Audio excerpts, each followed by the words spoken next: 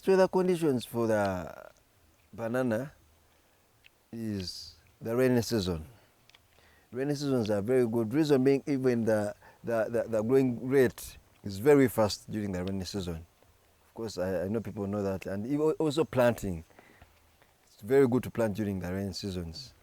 Though, we shouldn't look at only rain seasons for eating matoke, because eating doesn't have seasons.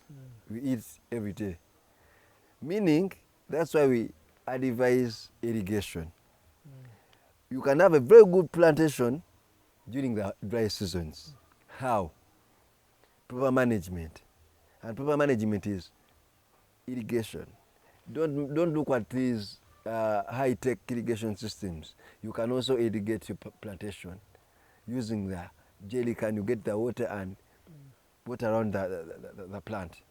It can also be very helpful for you to pass through the dry seasons and you still have a good production. What types of fertilizers or manure are best for banana plantation, banana growth? When we're looking at the best fertilizers of banana, I really recommend if you have cow dung, it's a very good one.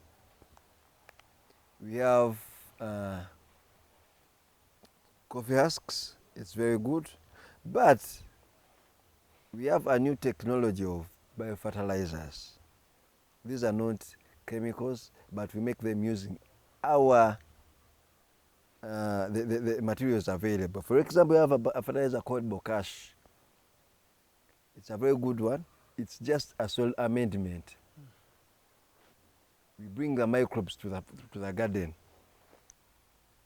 I wish I had some time to talk about the biofertilizers, but we have introduced biofertilizers. We got a chance to, it's a technology from Italy that we use our local, we use what you have. For example, here we use coffee husks, we use wood ash, we use coffee dust, a lot of things, but local available. They are also very good, the biofertilizers. At RUCCID, you can come and get to know more about biofertilizers or biostimulants. You can also use these decomposing manure. For example, get to Frozia, you combine with other organic manure, you keep for a small time, then you apply.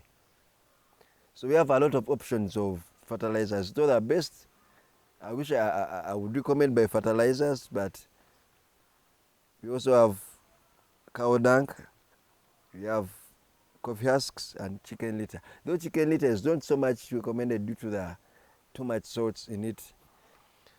There's a lot of salt, so I don't recommend so much the chicken litter. What are the main stages in the growth of banana? When selecting land, it's better not select rocky or stony land.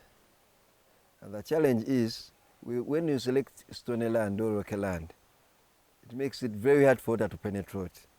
Also, digging a hole becomes very, very hard.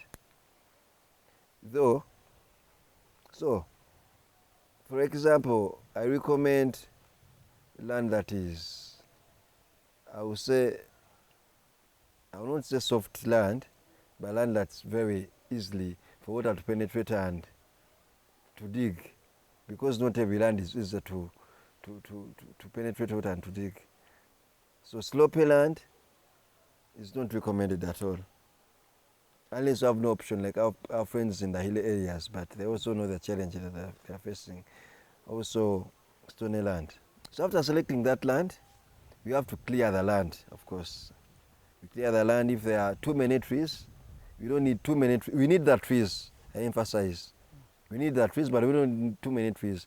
It's better at least we put the trees on the edges of our land. These trees will help us break the speed of the wind in case it's too much. And also climate change, we need the trees also. So we clear the land. For example, weeding, if too many trees, we can remove some and leave mostly the ones on the edges.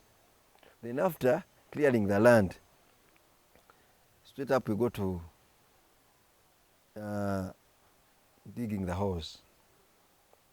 The holes, we dig the holes 20 feet from 10 to 10. The width should be 10 feet by 10 feet, then 2 feet deep. I get my tape measure. Yes. Do the measuring. Yes. Of 3. 10. Then 6 by 6. 6 by 6. 6 by 6. Then 2 deep. 2 deep. Yes. Then So after spacing, one hole from another. It should be 10 feet. Again a tape measure. Yes. You can use the tape measure for the best of the measurements, because you can't measure by your eyes. Then after digging a hose, for example, you're having 100, you dig the 100 feet, the 100 hose. Then after, we shall look for our fertilizer. We put it. You have to make sure you have the fertilizer ready before even looking for the suckers. Fertilizer is very important. Then after getting our fertilizer, we can look for good mother garden. So what is the quantity of the fertilizers? The fertilizer in a hole, I would say at least we put 3 basins. 3 basins. Yeah. Only fertilizers, not mixed with soil. Yeah, fertilizers without soil. Then after, we shall mix with soil. You can even mix and leave it for a day. Yeah. You can mix and leave it for a day. Then after, we shall look for our good mother garden. When we get this good mother garden, we look for the suckers. Because suckers depend, you may have your fertilizer and everything, but when you have a bad mother garden, it will not help. They will be infected, it will be a bad variety. We have I'm not discouraging local varieties, but there might be not, there are some varieties that are not good, that will give you a very small banana and you'll be very disappointed. So look for the type of the banana that you're going to plant. How is it? Is it big enough? Then when we get our sucker, that's when we come back to our hole. We treat our sucker before putting it in the soil. And we shall use, most farmers use chemicals, so for us we don't recommend chemicals. Reason being, these chemicals, we go straight to the banana. That's why we're seeing a lot of cancers. You know, if we feed the soil with a lot of chemicals, it will feed you with chemicals in the plants. So what we mean, we use wood ash, we smear it around. Then after, that's when we plant we put our sucker in the hole. We dig, remember we added the soil, so we just dig 2 feet, then we put the sucker. We don't put the whole of it because it made. So, you know, weeds, so, in our banana, we have, a lot of farmers are disturbed by weeds. So, the best thing to avoid overweeding is mulching. I don't recommend spraying, and I discourage it, using these pesticides to weed. I really discourage it. But at least, if you can, do mulch. These mulches will help suppress the weeds. And if you mulch very well, trust me, you won't see weeds in your plantation. Though if you're mulching, don't mulch up to the plant itself. Mulch and leave 2 feet from the plant.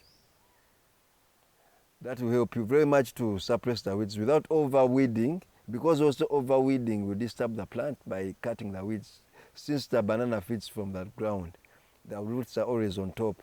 Every time you weed, you'll be cutting them. Every time you weed, and when you cut the weeds, the most common pest we're having is banana weevil. But there is this other, I don't know, it's a disease that makes most farmers are facing. It makes the leaves yellowish. Banana wilt. Banana wilt. It makes the leaves look yellow. But according to what we have noticed is that's deficiency. When the banana is lacking proper nutrients, that's when it's attacked by the banana wilt. So if you feed the soil very well, you fertilize the soil very well, trust me, you will not see banana yield. And if you see it, don't get scared. What you should do is, one, just don't allow weeds to be in your soil. Apply as much fertilizer as you can.